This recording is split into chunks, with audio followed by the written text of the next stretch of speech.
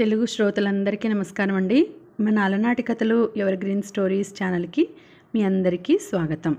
శ్రీ కొమ్మూరి సాంబశివరావు గారు రాసిన నన్ను క్షమించు అనే నవల. ఈ నవల 1955 నుంచి 1965 మధ్యకాలంలో వచ్చినదండి. ఇక ముగింపుకు వచ్చేసాం. మనం ముగింపు ఎలా ఉంది అనేది తెలుసుకుందాం. శ్రీధర్ ప్రమోషన్ మీద కలకత్తా వెళ్ళిపోవడంతో సరళ ఒంటరిదైపోతుంది. తనకు ఎవరూ లేరని రాత్రిళ్ళు నిద్ర పట్టక ఒక హిస్టీరియా పేషెంట్ లాగా అయ్యి హాస్పిటల్కి వెళ్ళి చూపించుకొని నిద్ర మాత్రలు డాక్టరు నిద్ర పట్టనప్పుడు మాత్రం వేసుకోమని చెప్తుంది. అయినా వినకుండా రోజు నిద్ర మాత్రలు వేసుకోవడం అలవాటు చేసుకుంటుంది సరళ. 2 సంవత్సరాల తర్వాత తిరిగి అనుకోకుండా శ్రీధర్ అదే ఆఫీస్కి మళ్ళీ ట్రాన్స్ఫర్ మీద వస్తాడు. ఎంతో ఆనందంగా ఉంటుంది. మునుపటిలాగానే శ్రీధర్ ఎప్పుడు సరళ ఇంటికి వస్తూ ఉంటాడు. అయినా కూడా నిద్ర మాత్రలు వేసుకోవడం మానదు సరళ. నిద్ర మాత్రలు మంచిది కాదని చెప్తాడు శ్రీధర్. ఇలా సాగుతూ ఉంది కథ. తర్వాత ఏం జరగబోతోందో, ముగింపు ఏమిటో తెలుసుకుందాం. కథలోకి వెళ్ళబోయే ముందు ఒక చిన్న రిక్వెస్ట్ అండి. మన వీడియోస్ కనుక మీకు నచ్చినట్లయితే తప్పకుండా వీడియోస్ని లైక్ చేయడం మాత్రం మర్చిపోకండి. అలాగే మన వీడియోస్ని మీ ఫ్రెండ్స్కి, రిలేటివ్స్కి షేర్ చేయండి. ఇంకా ఎవరైనా మన ఛానల్ సబ్స్క్రైబ్ చేసుకోకపోతే తప్పకుండా ఇటువంటి మంచి మంచి నవలల కోసం సబ్స్క్రైబ్ చేసుకొని చూడండి. ఇక ఆలస్యం చేయకుండా మనం కథలోకి వెళ్ళిపోదాం.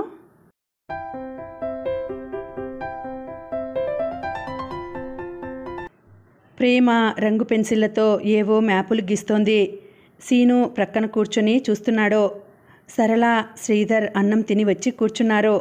అరగంట సేపు ఏవో కబుర్లు చెప్పుకున్నారు. ప్రేమ 10 అవుతోంది, ఇక పడుకో చెప్పింది సరళ.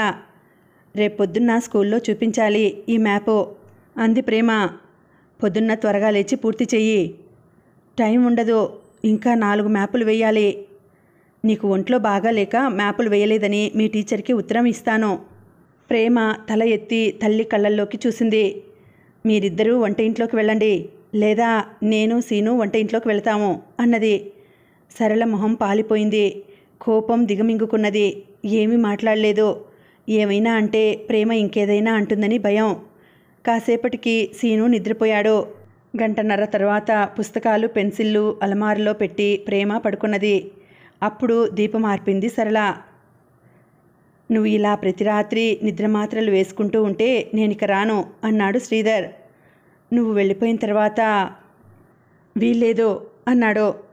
అలా కోపం తెచ్చుకోక శ్రీధర్, ఈ అలవాటు పోవాలంటే నువ్వు రాత్రంతా నాతో. అదెలా సాధ్యం సరళ? నా పిచ్చి సరళ. ఆలోచించు శ్రీధర్, ఆలోచించు అన్నది ఏడుస్తూ. అప్పుడే 11 అయింది. ఇంకొక గంట ఉంటావు కదూ అన్నది సరళ శ్రీధర్ చెంపలు రాస్తూ. దిగులెందుకు సరళ, ఇంకో 1 గంట సేపు మనం కలిసి ఉంటామని సంతోషించాలి. రోజుకి 2-3 గంటలు నాతో ఉంటావు అంతేగా అంటూ అతన్ని మీదికి లాక్కున్నది. అతన్ని తనలో ఇముడ్చుకుని అతన్ని తనకి దూరంగా వెళ్లకుండా అతికించుకుంటున్నట్లు. తీక్షణంగా, సిన్సియర్గా మనం 1 నిమిషం ప్రేమించుకున్నా చాలు అన్నాడతను. నాకు చాలదు, నువ్వు నాకెప్పుడూ కావాలి. నేనంటే ఎంత ఇష్టం నీకు అంటూ అతను ఆమె ఒంటిని రుచి చూస్తున్నాడు. నీ పెదిమలు నాకు తగిలితేనే ఊపిరి ఆడుతుంది. నువ్వు లేనప్పుడు నేను శవాన్ని అంది. చచా. బట్టలు విప్పేసి కుప్పగా పడేశారు. కటిక చీకటి ఆ గదిలో. ఒకళ్ళ ఒళ్ళు ఇంకొకళ్ళకి బాగా తెలుసు. ఎక్కడ ముట్టుకున్నా అక్కడి అందం చీకట్లో వాళ్ళ కళ్ళకి బాగా కనిపిస్తూనే ఉంది. ఆ పరవశంలో వాళ్ళకి ఒళ్ళు తెలియడం లేదు. ఈ ప్రపంచంలో లేరు. కెరటాల మీద ఊగుతున్నారు. ఒక కెరటానికన్నా ఇంకో కెరటం ఎత్తయి వాళ్ళని ఇంకా ఎత్తుకి, ఇంకా ఆవేశంలోకి ఎగరవేస్తోంది. టక్ అన్నది. ఆ చప్పుడు వినిపించలేదు వాళ్ళకి. గాలిలో దీపం వెలిగింది. అరక్షణం ఇద్దరూ కళ్ళు చిట్లించారు. మరుక్షణం ఇద్దరూ దూరంగా జరిగి బట్టలు మీదికి లాక్కున్నారు. అరక్షణమే స్విచ్ దగ్గర నిల్చుని ప్రేమ వాళ్ళని చూసింది. చటుక్కున మొహం తిప్పుకొని వెళ్ళి బిందెలోంచి మంచినీళ్లు తీసుకొని తాగి వాళ్ళ వైపు చూడకుండా స్విచ్ ఆర్పేసి వెళ్ళిపోయింది. ప్రేమ నాతో సరిగా మాట్లాడడం లేదు. ఏదైనా 4 సార్లు అడిగితే అవుననో కాదనో ముక్తసరిగా జవాబు చెప్తోంది అన్నది సరళ శ్రీధర్తో. షాక్ అయి ఉంటుంది మనిద్దరినీ ఆ స్థితిలో చూసి. శ్రీధర్, తప్పు చేశాము కదూ ప్రేమ మనస్సు ఎలా ఉందో అన్నది సరళ. తను చూసింది ప్రేమ మర్చిపోవడం, ప్రేమ చూసిందని నువ్వు మర్చిపోవడం ఒకటే మార్గం అన్నాడు శ్రీధర్. ఎలా మర్చిపోను? నన్ను అదో రకంగా చూస్తుంది. ఏం చేస్తాం, నెమ్మది మీద తనే సర్దుకుపోతుంది అన్నాడు శ్రీధర్. ఇవాళ నువ్వు ఆఫీస్కు రాలేదేం అడిగాడు శ్రీధర్. సరళ జవాబు చెప్పకముందే ప్రేమ ఒక సీసా తెచ్చి శ్రీధర్ ముందు పెట్టింది. అది నిద్రమాత్రల సీసా. వేసుకున్నావా అడిగాడు సరళని. తల ఊపింది. పొద్దున్న లేవలేకపోయావన్నమాట. అవును. డామిడ్, నీకెన్నిసార్లు చెప్పాలి? నువ్వు ఇలా చేస్తే నేను ఇంక అసలు రాను. సరళ ఏడుస్తోంది. శ్రీధర్ చటుక్కున లేచి వెళ్ళిపోయాడు.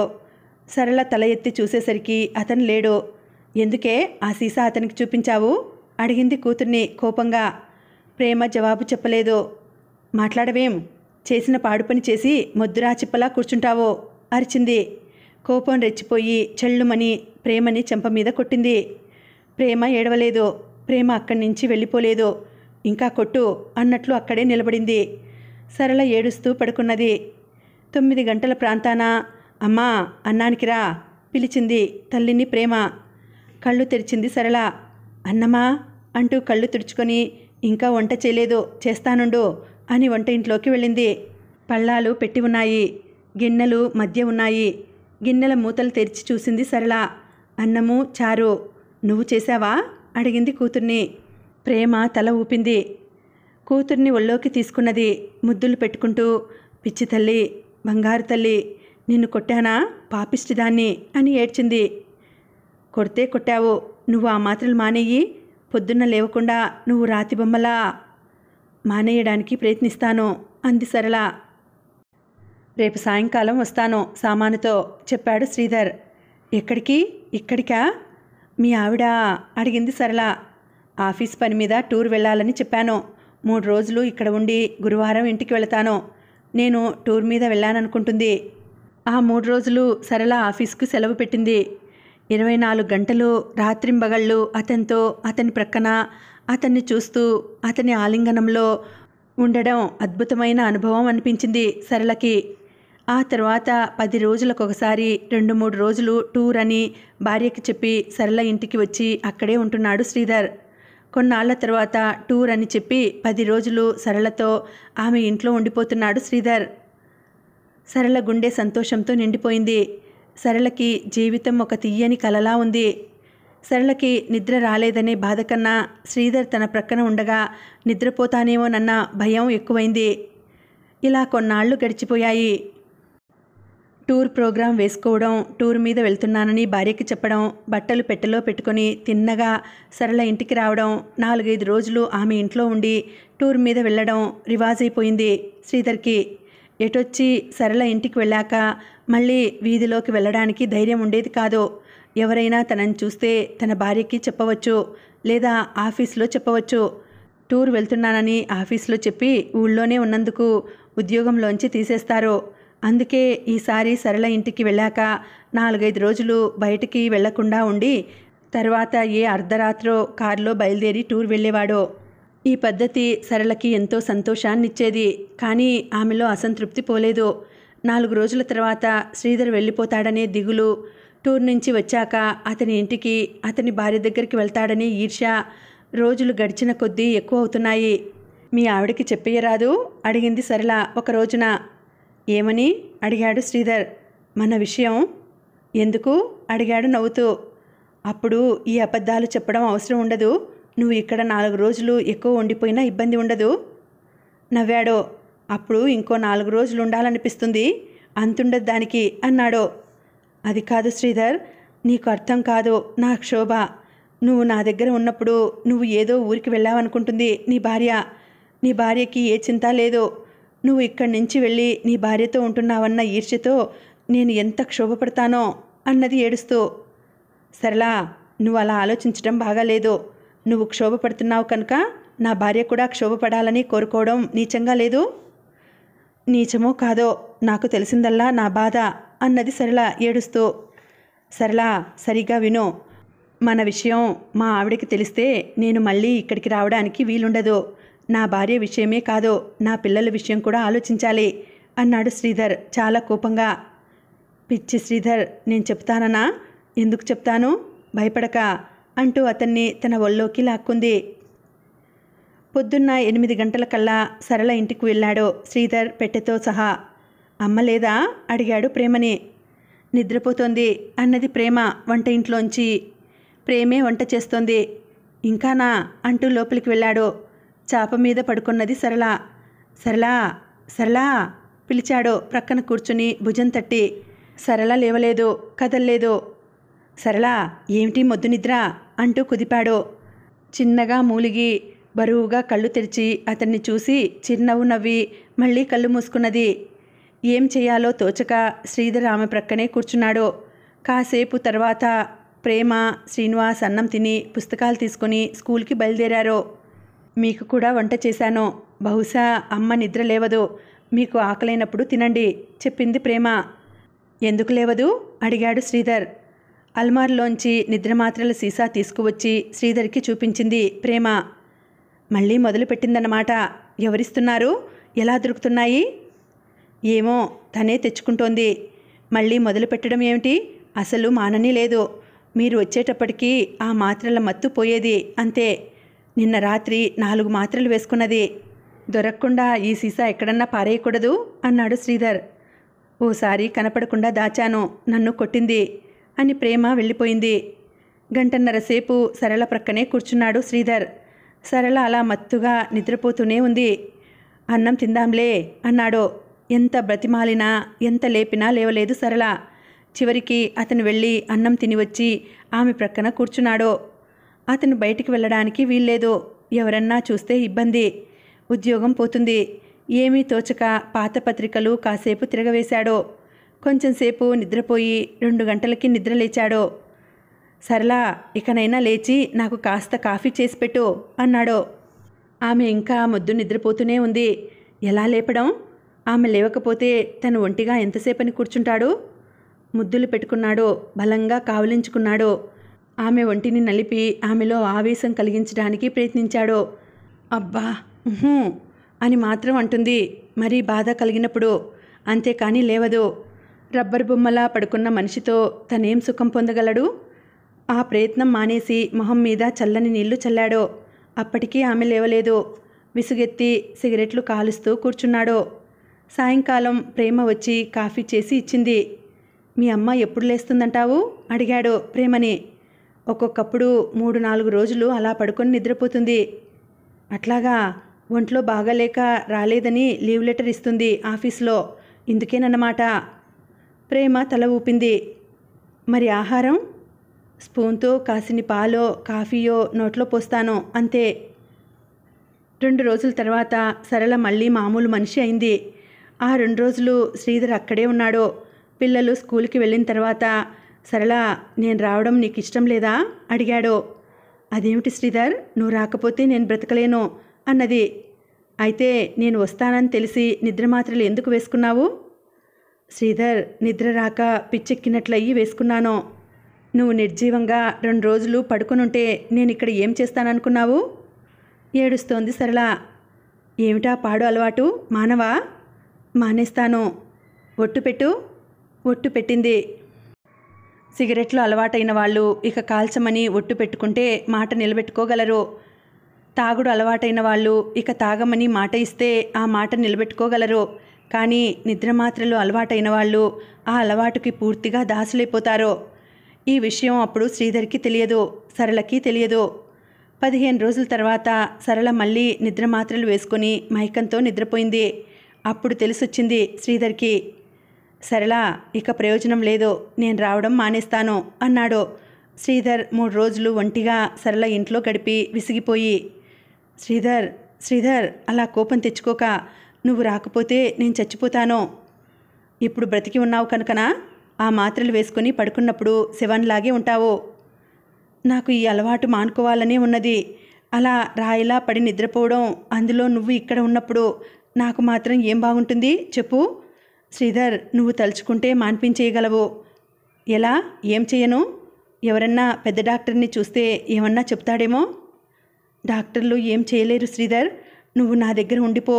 నువ్వు నాతో ఉండిపోతే 24 గంటలు నిన్ను చూస్తూ ఉంటే ఆ మాత్రలు వేసుకోవాలని బుద్ధి పుట్టదు.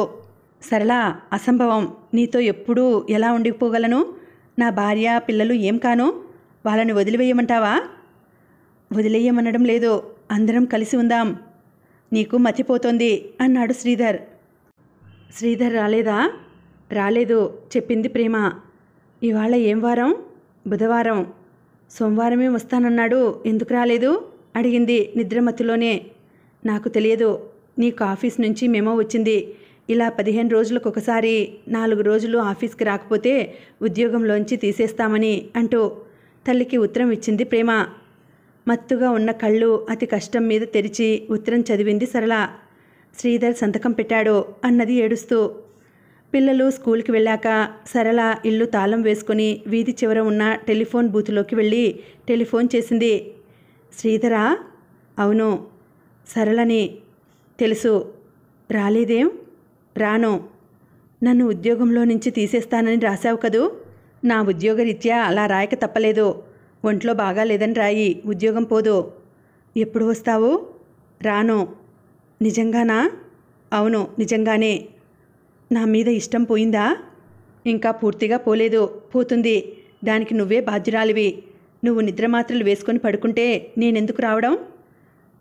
శ్రీధర్, నువ్వు రాకపోతే నేను చచ్చిపోతాను. ఎవరో వస్తున్నారో అని రిసీవర్ పెట్టేశాడు శ్రీధర్. స్కూల్ నుంచి సాయంకాలం ప్రేమ ఇంటికి తిరిగి వచ్చేటప్పటికి తలుపు బార్లా తెరిచి ఉంది. సరళ నేల మీద పడుకునున్నది. పక్కన ఖాళీ సీసా ఉంది. ఆ సీసాలో 20 మాత్రలు ఉండడం ఆవాళ్ళ పొద్దున్న చూసింది ప్రేమ. అమ్మా, అమ్మా పిలిచింది కంగారుగా. సరళ పలికే స్థితిలో లేదు. ఏం చేయాలో తోచలేదు ప్రేమకి. 4:30 అయింది. సీను, నువ్విక్కడే ఉండు అని వీధిలోకి పరిగెత్తి శ్రీధర్కి ఫోన్ చేసి, అమ్మ 20 మాత్రలు మింగింది, భయం వేస్తోంది చెప్పింది ప్రేమ ఏడుస్తూ. ఏడవక, నువ్వు ఇంటికి వెళ్ళు, నేను వస్తున్నాను అన్నాడు శ్రీధర్. కొన్నాళ్ళు గడిచిపోయాయి. సరళకి తృప్తి లేదు, సంతోషం లేదు. నిద్రమాత్రల అలవాటుకి పూర్తిగా దాసరాలైపోయింది. శ్రీధర్ని వదులుకోలేదు, నిద్రమాత్రలు మానుకోలేదు. శ్రీధర్కి బతుకు నరకంగా ఉంది. సరళ మీద ద్వేషం లేదు, ప్రేమ పూర్తిగా పోలేదు. అప్పుడప్పుడు ఈ బెడద ఎప్పుడు పోతుందా అనిపించేది. అలా అనిపించగానే మళ్ళీ దిగులు పుట్టేది. అంతగా తను ప్రేమించినా, తనని ఎంతో ప్రేమిస్తున్నా, తనకి ఎంతో సంతోషం సుఖం ఇచ్చిన సరళని గురించి అలా అనిపించడం చాలా నీచమైన ఊహ అని అతనికి తెలుసు. సరళ, సుఖంగా సంతోషంగా ఉన్న మన బతుకుల్ని ఎందుకిలా నరకం చేస్తున్నావో తెలియడం లేదు. నేనిక్కడికి వచ్చి 4-5 రోజులు ఇంట్లోంచి బయటికి వెళ్ళడానికి వీలు లేకుండా ఉండవలసి వస్తోంది. ఎవరి కోసం వస్తున్నాను? నీ ఇంటి కిటికీ ఊచలు లెక్క పెట్టడానికి, గోడలు పరీక్ష చేయడానికి కాదు కదా. నేనున్న 4 రోజుల్లో 2 రోజులు నువ్వు చలనం లేకుండా కళ్ళు విప్పకుండా పడి ఉంటే నేనెలా ఉండగలను? నా మీద ప్రేమ అంటావు. నా మీద ప్రేమ ఉంటే నన్నిలా బాధిస్తావా అడిగేవాడు. అతనలా అడిగినప్పుడు ఇంకెప్పుడూ నిద్రమాత్రలు వేసుకోనని మాట ఇచ్చేది. అతనుండగా మాత్రలు వేసుకునేది కాదు. అతను వెళ్ళగానే మాత్రలు మింగడం ప్రారంభించేది. నువ్విలా నెలకు 10 రోజులు సెలవు పెడితే నిన్ను ఉద్యోగంలోంచి తీసేస్తారు చెప్పింది పంకజం ఒక రోజున. ఒంట్లో బాగా లేకపోతే ఏం చేయమంటావు? ఆరోగ్యం బాగు చేసుకోవాలి. శ్రీధర్ నీ ప్రియుడు కావచ్చు, అంత మాత్రాన నువ్వు ఇలా ప్రవర్తిస్తుంటే అతను కూడా నీ ఉద్యోగం నిలబెట్టలేడు చెప్పింది పంకజం. ఆ రాత్రి సరళ అడిగింది శ్రీధర్ని. అవునన్నాడతను. ఉద్యోగం పోతే పోతుంది, నీకు పిల్లలకి సరిపోయే డబ్బు నేనిస్తాను. అది కాదుగా నా చింత. నువ్వు నిద్రమాత్రలు మింగి ఇలా అయిపోతున్నావని నా బెంగ. ఎట్లా అయిపోయావో తెలుసా? ఈ మధ్య నీ మొహం అద్దంలో ఎప్పుడైనా చూసుకున్నావా? ఎలా అయిపోయాను అడిగింది సరళ. కళ్ళు లోతుకిపోయాయి. కళ్ళ క్రింద నల్లని నీడలు తయారైనాయి. కళ్ళల్లో జీవం లేదు. తాగిన వాళ్ల కళ్ళలా మత్తుగా ఉంటాయి. ఒంటి బిగువు మెరుపు పోయాయి. నిలుచున్నప్పుడు, నడుస్తున్నప్పుడు నీ శరీరం నువ్వే మోయలేనట్లు కుంగిపోతున్నావు. అద్దంలో చూసుకో, నీకే తెలుస్తుంది అన్నాడతను. 1 అలవాటు, 2 సరళ మీద ఇంకా కొంత ఇష్టం ఉండడం, 3 తను రాకపోతే సరళ రాద్ధాంతం చేస్తుందనే భయం. ఈ 3 కారణాల వల్ల శ్రీధర్ సరళ ఇంటికి వస్తూనే ఉన్నాడు. అలా కొన్ని సంవత్సరాలు గడిచిపోయాయి. సరళ పిల్లలు ఇద్దరూ పెద్దవాళ్ళు అవుతున్నారు. శ్రీనివాస్కి 13 ఏళ్ళు, ప్రేమకి 16 ఏళ్ళు. పొద్దున్నే లేచి కాఫీ చేయడం, తర్వాత వంట చేయడం, స్కూల్కి వెళ్ళడం, సాయంకాలం స్కూల్ నుంచి రాగానే కాఫీ, వంట, ఆ తర్వాత చదువు. ఇది ప్రేమ కార్యక్రమం. సరళకి శ్రీధర్కి ఉన్న సంబంధం గురించి ఎన్నడూ తల్లిని అడగలేదు ప్రేమ. శ్రీధర్ గారు అని పిలిచేది అతన్ని. చిన్నప్పటి నుంచి అతన్ని చూస్తోంది. అతను ఇంట్లో ఉంటున్నాడు కనుక ఒక విధమైన చనువు ఉండేది అతని దగ్గర. స్కూలు ఫైనల్ పరీక్షలకి ప్రిపరేటరీ సెలవులు ఇచ్చారు. అమ్మా, 10 రోజులు నాకు సెలవులు, చదువుకోవాలి, చదవకపోతే పరీక్ష పాస్ కాను అన్నది ప్రేమ. చదువుకో, ఎవరొద్దన్నారు అన్నది సరళ. అంటే కాదు, నువ్వు ఈ 10 రోజులు నిద్రమాత్రలు వేసుకోకూడదు, వంట పని నా మీద పడేయకూడదు, నేను చదువుకోవాలి. శ్రీధర్కి ఫోన్ చేసి చెప్పు. ఆయనకి నేనేం చెప్పను? నువ్వు ఈ 10 రోజులు వంట పని లేకుండా చదువుకోవాలంటే నేను నిద్రమాత్రలు వేసుకోకూడదు. ఈ 10 రోజులు శ్రీధర్ ఇక్కడ ఉంటే. అమ్మా, నేను చెప్పను, నాకనవసరం, అది మీ వ్యవహారం అన్నది ప్రేమ కోపంగా. ఏమిటే, నీకు నోరు ఎక్కువైంది, వ్యవహారం ఏమిటి? వెళ్ళి చెప్పిన పని చెయ్యి. నేను వెళ్ళను అన్నది ప్రేమ నిశ్చయంగా. తను లేచి వెళ్లే స్థితిలో లేదు సరళ. ప్రేమ తనని ఎదిరిస్తున్నదనే కోపం రెచ్చిపోయి, ఎదిరించావంటే ఊరుకోను, జాగ్రత్త అంటూ చెల్లుమని వేసింది ప్రేమని. ప్రేమ అభిమానం దెబ్బతిన్నది. అంచుకుంటున్న కోపంతో, అసహ్యంతో తల్లిని పరీక్షగా చూస్తూ అక్కడే నిలబడ్డది. వెళ్ళి ఫోన్ చేస్తావా, ఇంకా దెబ్బలు కావాలా అంది. ప్రేమ జవాబు చెప్పలేదు, వెళ్ళలేదు. సరళకి కోపం మరీ రెచ్చిపోయింది. చేతులు నొప్పి పుట్టేంతవరకు ఈ దవడ ఆ దవడ వాయించింది ప్రేమని. దెబ్బలు తింటూ రాతి బొమ్మలా నిల్చున్నది ప్రేమ. సరళ అలసిపోయి నేల మీద చతికిలబడి, వెదవ కొంప, రాక్షసి పిల్లలు, చెప్పిన మాట వినరు, నాకెక్కడ దాపరించారో అంటూ 4 నిద్రమాత్రలు మింగింది. మరునాడు శ్రీధర్ వచ్చాడు 4 రోజులుండడానికి. ప్రేమ చదువుకుంటోంది. శ్రీనివాస్ స్కూల్కు వెళ్ళాడు. సరళ నిద్రపోతోంది. మళ్ళీ వేసుకున్నదా అడిగాడు ప్రేమని. ప్రేమ తల ఊపింది. అతను సరళ ప్రక్కన కూర్చుని, సరళ, ఏమిటి పని, ఎన్నిసార్లు చెప్పాలి అన్నాడు ఆమె తల నిమురుతూ. సరళ కళ్ళు తెరవలేదు. అతను అక్కడే సరళ ప్రక్కన కూర్చొని సిగరెట్ తాగుతున్నాడు. ప్రేమ 10 నిమిషాల సేపు అతన్ని, తల్లిని చూసింది. చటుక్కున పుస్తకం మూసేసి లేచి వంట ఇంట్లోకి వెళ్ళి కాసేపట్లో తిరిగి వచ్చింది కప్పు తీసుకుని. ఏమిటిది అడిగాడు శ్రీధర్. కాఫీ. ఇప్పుడెందుకు? జవాబు చెప్పకుండా నేను స్నానం చేసి వస్తాను అని వెళ్ళిపోయింది ప్రేమ. తోచక పత్రిక తిరిగేస్తున్నాడు శ్రీధర్. తల తుడుచుకుంటూ వచ్చింది ప్రేమ. అతనికి ఎదురుగా నిల్చుని, తోచటం లేదా అడిగింది. శ్రీధర్ నవ్వాడు. తోచకపోతే నాకు ఇంగ్లీష్ పాఠాలు చెప్పకూడదు? పరీక్షలెప్పుడు? ఇంకో 10 రోజులకి అంటూ క్రింద పడిపోయిన తువ్వాలు తీసుకుంటోంది. అప్పుడప్పుడే ఎదుగుతున్న, గుండ్రమవుతున్న ఆ పిల్ల వక్షోజాలు కనిపించాయి అతనికి. తువ్వాలు తీసుకొని వెనక్కి తిరుగుతున్నప్పుడు పరికిణి పైకి పోయింది. నున్నగా, బిగువుగా, తెల్లగా ఉన్న పిక్కలు, తొడలు కనిపించాయి. చచా, చిన్నపిల్ల నా కళ్ళ ముందు పెరిగింది, అలా చూడకూడదు అనుకుని కళ్ళు పత్రిక వైపు తిప్పేసుకున్నాడు శ్రీధర్. 15 గంట తర్వాత ప్రేమ వచ్చి, రెడీయా అడిగింది. దేనికి? పకపక నవ్వింది. ఇంక దేనికి, పాఠాలు చెప్పడానికి అన్నది. ఇలా తీసుకురా పుస్తకం చెప్పాడు. అలా అక్కడ కూర్చుందాం వంట ఇంట్లో అంది. అక్కడెందుకు? పొయ్యి మీద అన్నం పడేశాను. పాఠం చెప్పడం మొదలుపెట్టాడు. ఆకలి వేసినప్పుడు చెప్పండి, అన్నం వడ్డిస్తాను అన్నది మధ్యలో. నువ్వు దృష్టి పాఠాల మీద పెట్టాలి అన్నాడు శ్రీధర్ నవ్వుతూ. కాసేపయింది.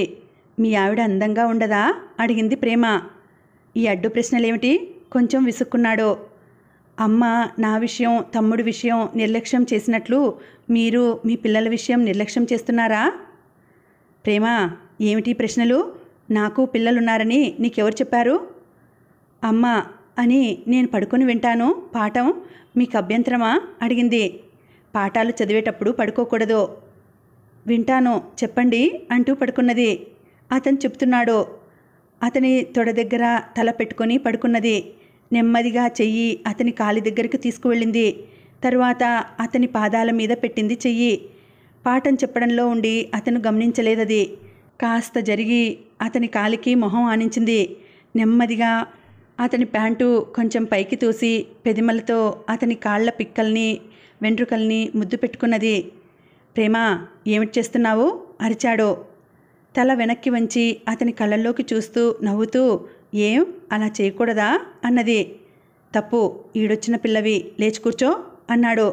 అన్నాడే గాని అతని లోపల కలవరం బయలుదేరింది. ప్రేమ తనని చూసిన చూపులో అర్థం తెలిసిపోయింది అతనికి. అది చిన్నపిల్ల చూపు కాదు, మొగాణ్ణి చూసినప్పుడు ఆడదాని చూపు. ప్రేమ లేచి కూర్చొని అతన్నే చూస్తోంది నవ్వుతూ. ఇలా కూర్చోవాలా అడిగింది. అతను జవాబు చెప్పేలోగా ముందుకు జరిగింది. జరుగుతూ అతని ఒళ్ళోకి వెళ్ళిపోయింది. అతని జుట్టు పట్టుకొని అతని తల వంచి అతని పెదమిల మీద గట్టిగా ముద్దు పెట్టుకున్నది. ప్రేమా, ప్రేమా, లే, ఏమిటిది అని ఆమెని తోసేయడానికి ప్రయత్నించాడు. అతని మీదికి ఎగబాకింది. మనిషంతా అతని ఒళ్ళో దూరి అతన్ని అదుముకున్నది. తప్పు ప్రేమ, విరగబడి నవ్వుతోంది. నవ్వుతూ తన ఒంటిని అతని ఒంటికి రాస్తూ, తప్పా? ఏమిటండి తప్పు? మీరు అమ్మ తప్పు చేయలేదు, ఇది అంతే తప్పు అన్నది. ప్రేమ, నువ్వు చిన్నదానివి. చిన్నతనంలోనే పెద్ద పెద్ద విషయాలు చూశాను, జ్ఞాపకం లేదు మీకు? ప్రేమ, ఊరికే మాట్లాడకండి. మీ అమ్మ లేచి వస్తే నిన్ను నన్ను. అంత భయమా? మొగాళ్ళు కారు మీరు. అతని వివేకం కూడదంటోంది. అతనిలో ఇంకా ఎక్కడో ఉన్న నీతి వారిస్తోంది. అతనిలో ఉన్న ఔదార్యం ఆ చిన్నపిల్లని తప్పు చెయ్యనివ్వవద్దంటోంది. కానీ అతనిలో మొగతనం వయస్సులో ఉన్న పిల్ల ఆహ్వానానికి పులకరించింది. అతని రక్తం ఆ పిల్ల స్పర్శకి వేడెక్కుతోంది. భరించలేకుండా ఉన్నాడు, అణుచుకోలేకుండా ఉన్నాడు. అతన్ని కోరుతోంది, అతనికి చక్కెలిగింతలు పెడుతోంది, అతనికి వెర్రెక్కిస్తోంది. ప్రేమ, జరుగు, లేచి వెళ్ళు. ఆ మాటల్లో దృఢ నిశ్చయం లేదు, బలం లేదు. కళ్ళు మూసుకున్నాడు. ప్రేమ పకపక నవ్వుతోంది. తనని వెక్కిరిస్తోందా? ఏమో, ఏదీ తెలుసుకోగల పరిస్థితిలో లేడు. అతని శరీరం అతన్ని లోబర్చుకున్నది. వాంఛకి లొంగిపోయాడు. తొలి యవ్వనంలో ఉన్న ఒంటిని రుచి చూస్తున్నాడు. ప్రేమ పకపక నవ్వుతోంది. నవ్వుతూ అతన్ని మరింత రెచ్చగొడుతోంది. అతనికి మతిపోయింది. విచక్షణ జ్ఞానం పోయింది. మంచికి చెడుకి, నీతికి అవినీతికి, ధర్మానికి అధర్మానికి తేడా తెలియని మత్తులో పడ్డాడు. ప్రేమ పరికిని ఓణి తీసేసి కుప్పగా పడేశాడు. అతని బట్టలు మరో కుప్పగా పడ్డాయి. ఇద్దరూ నేల మీద పడ్డారు. అతని వయస్సుకి, ప్రేమ లేత వయస్సుకి, అతని శరీరానికి, ఆమె ఒంటికి పోరాటం జరుగుతున్నట్లున్నది. అతను రొప్పుతున్నాడు. ప్రేమ నవ్వుతోంది. కిలకిల పకపక నవ్వుతోంది. ఏమిటిది? శ్రీధర్ ఉలిక్కిపడి తలెత్తి తలుపు వైపు చూశాడు. గబగబా లేచి బట్టలు తొడుక్కుంటున్నాడు. ఎన్నాళ్ళ నుంచి సాగుతోంది అడిగింది సరళ. శ్రీధర్ మాట్లాడే స్థితిలో లేడు. ప్రేమ అట్లాగే పడుకునున్నది. పడుకొని తల్లిని చూసి చిన్నగా నవ్వుతోంది. ఛీ, లేవవే, సిగ్గులేదు, లేచి బట్టలేసుకో అరిచింది. ప్రేమ లేవలేదు. నువ్వు ఇప్పుడు ఎందుకు నిద్రలేచావు? పానకంలో పుడకలా? వెళ్ళి ఇంకో 4 మాత్రలు వేసుకొని పడుకో పో అన్నది. ప్రేమా అరిచాడు శ్రీధర్. రండి, అమ్మని చూసి భయపడతారెందుకు? ఏం చేయగలదు మిమ్మల్ని? శ్రీధర్, వెళ్ళు, తక్షణం వెళ్ళు, మళ్ళీ ఈ ఇంటి గుమ్మం తొక్కక అన్నది పళ్ళు పటపటా కొరుకుతూ. వెళ్ళకండి, రండి, చూస్తే అమ్మని చూడనివ్వండి. ప్రేమ నవ్వుతోంది. సరళే వంగి పరికిని ఓణి తీసి నగ్నంగా పడుకుని ఉన్న ప్రేమ మీద పడేసి, ఛీ, లే అన్నది. శ్రీధర్ మాట్లాడకుండా బయటికి వెళ్ళిపోయాడు. ప్రేమ కదల్లేదు. అలాగే పడుకుని తల్లిని అసహ్యంతో వెక్కిరింపుగా చూస్తోంది. ఒక విధమైన గర్వం ఉంది ఆ చూపులో. ఎవతో ఎప్పుడో నాకన్నా అందమైనది, చిన్నది వచ్చి నా ప్రియుణ్ణి తన్నుకుపోతుందని భయపడ్డాను. నా కడుపున పుట్టిన నా కూతురే ఛీ ఏడుస్తోంది. అలా ఎందుకు ఆలోచిస్తావు? నన్ను తమ్ముణ్ణి ఇటువంటి మొగాడి కోసమా నిర్లక్ష్యం చేసి, నీ ప్రేమకి దూరం చేసి, నీ ఆపేక్షకి, నీ పోషణకి నోచుకోకుండా చేశావని చింతించరాదు? ఇటువంటి మొగాడి కోసమా నిద్రపోకుండా అహోరాత్రులు ఏడ్చి కృషించి చివరికి నిద్రమాత్రలు మింగి ఆ అలవాటుకి బానిసవై బ్రతుకు అధోగతి పాలు చేసుకున్నానని గుండె బాదుకుని ఏడవరాదు అంది ప్రేమ కోపంగా. ప్రేమ, నీకు ఆ పేరు పెట్టాను, కానీ ప్రేమంటే ఏమిటో నీకు తెలియదు, నీకు అర్థం కాదు. శ్రీధర్ నాకు ప్రాణం, అతని కోసమే బతికి ఉన్నాను. అవును తెలుసు, అందుకే చిన్నపిల్లలు చూస్తారనే జంకు కూడా లేకుండా మీ ప్రేమ కలాపం మా కళ్ళ ముందు సాగించారు. శ్రీధర్ కోసమే బతుకుతున్నానని నువ్వు అనుకున్న నాడు నన్ను తమ్ముణ్ణి ఏ నూతిలోనో పారేయవలసింది. శ్రీధర్ ఉత్త నీచుడని రుజువు చేసేందుకు నువ్వు ఈ పాడు పని చేశావా? ఏమో, నీకు కలిగిన మోజులాంటిది అతని మీద నాకు కలిగి ఉండవచ్చుగా. నీ ప్రియుడు అందమైనవాడేగా, ఇంకో ఆడది నీ ప్రియుణ్ణి చూసి నీలా ఆకర్షింపబడి ఉండవచ్చుగా అంది ప్రేమ నిర్లక్ష్యంగా. నన్నెందుకే ఇలా చిత్రవద చేస్తున్నావు నీ మాటలతో? నిన్ను నేనేం చేయడం లేదు, నిన్ను నువ్వే చిత్రవద చేసుకుంటున్నావు. పెళ్ళయ్యి పిల్లలున్న మొగాన్ని ప్రియుడుగా ఏరుకొని ఇంకో స్త్రీకి అపచారం చేయడానికి పూనుకున్న నాడే చిత్రవద చేసుకున్నావు. శ్రీధర్ని నేను ప్రేమిస్తున్నాను. ప్రేమకి నీతి ధర్మం తెలియవు. అవునేమో, అందుకే నా తల్లి ప్రియుణ్ణి నేను నా ప్రియుడిగా ఏరుకున్నానేమో. నీ ప్రేమ ఎంత గుడ్డిదో నా ప్రేమ అంత గుడ్డిది కావచ్చుగా అంది ప్రేమ. ప్రేమ, నిద్రమాత్రల వల్లో బలహీనం వల్లో షాక్ వల్లో ఆలోచించలేకుండా ఉన్నాను. నీకు జవాబు చెప్పే స్థితిలో లేను అని ఏడుస్తూ అక్కడే చతికిలబడింది సరళ. 2 రోజులు గడిచిపోయాయి. ఆ 2 రోజులు తల్లి కూతురు మాట్లాడుకోలేదు. ప్రేమ వంట చేసేది. ఎప్పుడో తనకి తోచినప్పుడు సరళ వెళ్ళి 4 మెతుకులు తిని వచ్చేది. శ్రీధర్ని తను పొమ్మన్నది, ఇక రావద్దన్నది. తన గుమ్మం మళ్ళీ తొక్కవద్దన్నది. తలుచుకుని ఏడుస్తోంది. శ్రీధర్ తప్పులేదు. తనని శిక్షించడానికి ప్రేమే అతన్ని రెచ్చగొట్టి ఉంటుంది. మొగాడు ఎంతసేపని ఊరుకోగలడు? తనెందుకు శ్రీధర్ని సమర్థించాలి? శ్రీధర్ కొడుకులతో తను ఏనాడైనా అలా చేయగలదా? ఇక తమ ప్రేమకి అర్థం ఏమిటి? పవిత్రత ఏది? శ్రీధర్ దుర్మార్గుడు, నీచుడు. అతన్ని మళ్ళీ తన ఇంటికి రానివ్వకూడదు. ఇలా ఆలోచిస్తోంది సరళ. శ్రీధర్, ఎందుకు ఇలా చేశావు? నువ్వు లేకుండా, నిన్ను చూడకుండా నేను బ్రతకలేను. ఇటువంటి పని చేసిన తర్వాత నిన్ను మళ్ళీ నా ఇంటికి ఎలా రానివ్వగలను? వస్తే నువ్వు ప్రేమ ఎలా చూస్తూ ఊరుకోగలను? ఏడుస్తోంది సరళ కుళ్ళి. ప్రేమా, ప్రేమా, నా తల్లి, నా బంగారు తల్లి, నువ్వు ఇటువంటి పాడు పని చేయడానికి నేనే కారణమని ఒప్పుకుంటున్నాను. అమ్మా, శ్రీధర్ మీద ప్రేమతో ఆ మత్తులో 10 ఏళ్ళు నిన్ను సీనుని దూరం చేసుకున్నాను. తండ్రి లేని మీ ఇద్దరికీ నా ప్రేమ, నా పోషణ, నేను ఇవ్వవలసిన శిక్షణ ఎంత అవసరమో తెలుసుకోకుండా మిమ్మల్ని గాలికి పెరగనిచ్చాను. నువ్వు ఇప్పుడు ఇలాంటి పని చేశావంటే తప్పు నాది తల్లి. ఏమిటి గత్యంతరం? 16 ఏళ్ల పిల్లవి ఇటువంటి పని చేశావు. నిన్ను అదుపులో పెట్టి సన్మార్గానికి తెచ్చే శక్తి, అర్హత నాకు లేవు. నువ్వు ఏమైపోతావో, ఎంత అధోగతికి పోతావో చూస్తూ ఎలా ఊరుకోగలను? కుమిలి ఏడుస్తోంది సరళ. తను ఘోరమైన తప్పు చేశాననే బాధ, తన కూతురు ఏమైపోతుందోననే దిగులు, శ్రీధర్ని వదులుకోలేని దైన్యం. రోజులు గడిచిపోతున్నాయి. సరళకి దిక్కు తోచడం లేదు. ఎక్కడికి వెళ్తున్నావు అడిగింది ప్రేమని సరళ. బయటికి. ఎక్కడికో చెప్పు. చెప్పాలా? అవును, శ్రీధర్ గారిని కలుసుకునేందుకు అని తల్లి కేకలు వినిపించుకోకుండా ప్రేమ వెళ్ళిపోయింది. రాత్రి 8 గంటలకు తిరిగి వచ్చింది. ప్రేమ, శ్రీధర్ని ఎక్కడ కలుసుకున్నావు? ఎక్కడ కలుసుకుంటే నీకెందుకు? నువ్వు శ్రీధర్ని కలుసుకునేందుకు వీల్లేదు. ప్రేమ నవ్వి లోపలికి వెళ్ళిపోయింది. ప్రేమకి పరీక్షలు మొదలయ్యాయి. సరళ ఇంట్లోంచి కదలడం లేదు. శ్రీనివాస్ స్కూల్కి వెళ్ళి వస్తున్నాడు. సరళ పిల్లలతో కూడా మాట్లాడడం లేదు. నిర్జీవంగా పడుకుంటోంది. ఆఖరు పరీక్ష పేపర్ రాసి ఇంటికి వచ్చింది ప్రేమ. సాయంకాలం 4 గంటలకి శ్రీనివాస్ బయట ఆడుకుంటున్నాడు. ప్రేమ లోపలికి వెళ్ళింది. తల్లి లేదు. సీను, అమ్మ ఏది అడిగింది తమ్ముణ్ణి. మధ్యాహ్నం బయటికి వెళ్ళింది. ఎక్కడికి?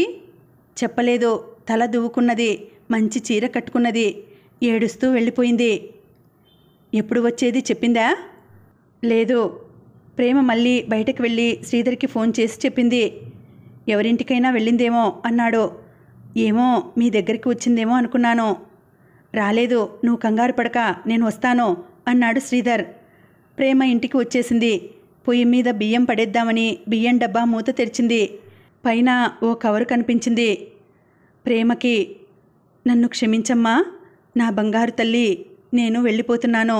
నిన్ను శ్రీనివాస్ని వదిలి వెళ్ళిపోతున్నాను. మిమ్మల్ని తల్లి లేని పిల్లల్ని చేసి వెళ్ళిపోతున్నాను.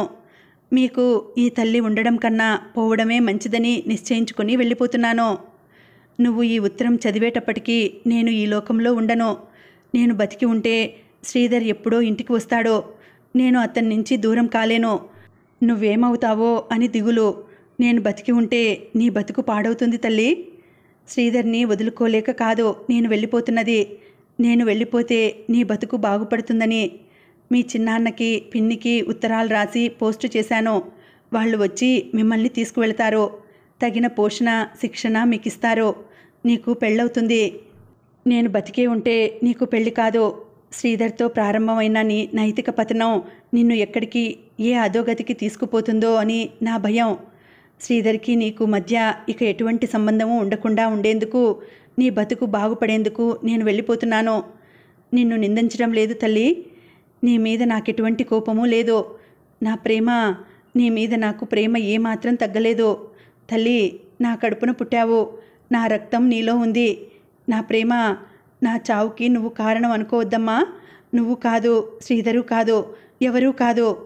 ఆలోచించి, అందరి శ్రేయస్సు ఆలోచించి నేనుండడం కన్నా వెళ్ళిపోవడమే మంచిదని తేల్చుకొని ప్రశాంతంగా ఈ నిర్ణయానికి వచ్చి వెళ్ళిపోతున్నానమ్మా. ప్రేమ, నువ్వు సీను నన్ను క్షమిస్తే చాలు. నా ఆత్మ శాంతంగా ఉంటుంది, ప్రశాంతంగా ఉంటుంది. నన్ను క్షమించు, నన్ను క్షమించు నా బంగారు తల్లి. ఈ అమ్మను క్షమించమ్మా. అమ్మ. సమాప్తం. శ్రీ కొమ్మూరి సాంబశివరావు గారి నవలలన్నీ కూడా డిటెక్టివ్ నవలలే అని నేను కూడా అనుకున్నానండి. ఇటువంటి నవలలు రాస్తారని నేను కూడా అనుకోలేదు. కానీ సభ్య సమాజంలో ఇటువంటి విషయాలు కూడా కొన్ని జరిగాయి. అందుకే ఆయన అలా రాసి ఉంటారు అని అనుకుంటున్నాను. చదవడం మొదలుపెట్టాక వాటిని కంప్లీట్ చేయాలి కాబట్టి మొత్తం చదివేసి ముగిస్తున్నాను. ఈ నవల వలన మనకు అంటే చదివేవారికి, వినేవారికి ఏ సందేశం ఇచ్చారు అని అనుకుంటే, అది పెద్దవాళ్ళ నడవడికను బట్టి చిన్నపిల్లల నడవడిక కూడా ఉంటుంది. పెద్దవాళ్ళు ఏ విధంగా నడుచుకుంటారో వాళ్ళని చూసే పిల్లలు కూడా ఆ విధంగానే ఇమిటేట్ చేస్తారు. కాబట్టి జాగ్రత్తగా వాళ్ళకి మనం ఒక మోడల్గా ఉండాలి. కానీ వాళ్ళకి సమాజంలో నైతికంగా దిగజారిపోయినట్లు ఉండకూడదనేది తెలుసుకోవాలి. అటువంటి జీవితం గడిపిన వాళ్లకు చివరికి అటువంటి చావే ప్రాప్తిస్తుందని, అలా నైతికంగా దిగజారిపోయిన వాళ్ళ జీవితాలు ఎలా ఉంటాయి, వాళ్ళకు ఎటువంటి చావు ప్రాప్తిస్తుంది అనేది రచయిత చక్కగా ఆ కాలానికే చాలా బాగా వివరించి రాశారు. ఇదేనండి ఈ నవల మీద నా అభిప్రాయం. మీ అభిప్రాయాలు కూడా తెలియచేయండి. ఇంకా మళ్ళీ వచ్చే వీడియోలో మళ్ళీ కలుసుకుంటాను. అంతవరకు సెలవు. నమస్తే.